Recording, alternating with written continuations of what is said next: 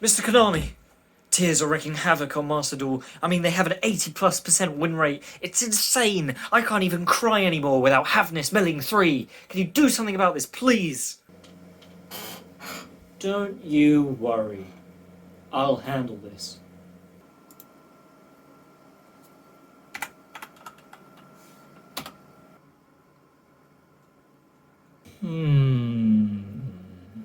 I know just what we need.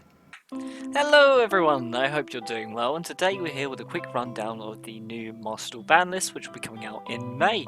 Let's get straight into it and see what we think of it.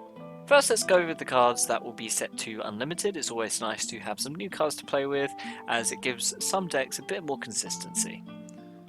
First we have Sky Striker Ace Kagari. This has gone from 2 to 3. Now, this is an interesting one. It will give Sky Strikers a bit more of a grind game, but unfortunately with Sky Strikers it loses really hard to Ishizu cards. And if you've played Master Duel in the past week, you know that that is literally everywhere, anywhere above gold. So it won't really impact the meta at all, but it's nice to have. So next up we have Dragonhawk. Now this is another great change for consistency. ThunderDragon players are going to be very happy with this one. Although seeing one of the banned cards, they might be a little bit upset, so I think this is a bit of a consolidation prize. We'll get to that in a moment. Next up we have Formation Tenki. Now this is actually a really interesting one. I didn't expect this to happen. Zoodiac still holds its own, and Zoodiac Tribrigade is also still kind of a relevant deck, whilst it still loses a little bit to the Ishizu cards because almost everything does.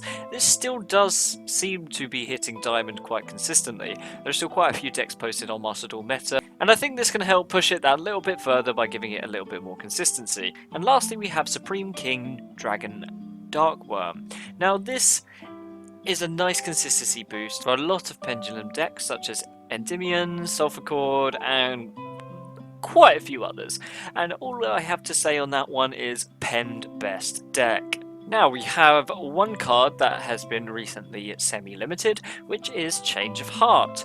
Now this is another interesting one because I didn't really expect this to happen. I think this is okay though, because Change of Heart is only really useful going second, and even then its usefulness is kind of mid. I honestly think this can come back to 3 without an issue, and Yugi boomers are absolutely drooling over this one. I honestly think that's why they did it. Now let's move on to the newly limited cards. First off, we have Foolish Burial Goods.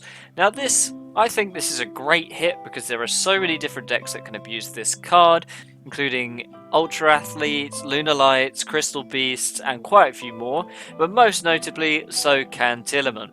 It can send the Rainbow Bridge of Salvation, which lets you shuffle everything back and draw 5, so it's a really good board breaker, and with the release of more and more powerful spell and trap cards that have effects in the graveyards, I really do think this needed to be hit, and thematically it's nice to have Foolish Burial and Foolish Burial Goods both limited to 1. It just makes sense. Next we have King of the Swamp going from 3 to 1. Now, a lot of players are upset with this one because a lot of rogue decks, namely heroes, mainly hero players are upset, are running this card because it helps with the consistency, but unfortunately so does Tyr, so it had to go. I think it was needed, unfortunately. It just helps Tyr dodge any ban list or limits to their archetypal cards, and whilst a few decks were hit in the process, I unfortunately think it was needed. And lastly we have one forbidden card, which is Instant Fusion. A lot of people are upset with this one because it is so splashable. You can put it in tons of decks, you can put it in as its own engine, add in the Relinquished package, and you have something worth running. Now Relinquished players are absolutely in tears right now, pun intended, but the fact that it is so splashable and that you can put it in almost everything, and it makes every level 5 or under fusion monster just potential to be abused, I think this does just need to go. The main reason it's gone is because it's one of Tillerman's best starters. You play this and you've got such a great start already, and it being limited to 1 already, it felt really sacky. So I'm really glad that this is gone. So that was a very quick rundown of what has changed in Master Duel, or what will change in May when this ban list drops. I'm a little bit upset with Konami because really they should be hitting the Ishizu cards because they are big problems. And even if they didn't want to hit the cards because they're still in the packs, at least limit or ban Snow. Like, that's such a problem card, and yet that's been out for a while. There is no excuse not to hit that, but they just decide to ignore it.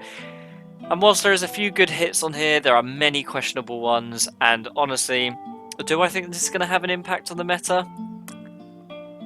No. Tillerman is still going to be the top deck, it's still going to have an insane win rate, and I don't think this has done much to help that. If you're like me and you don't want to invest in the Ishizu tier deck because you're worried they're going to gut it as soon as the selection pack is gone, then you might join me in playing Stun.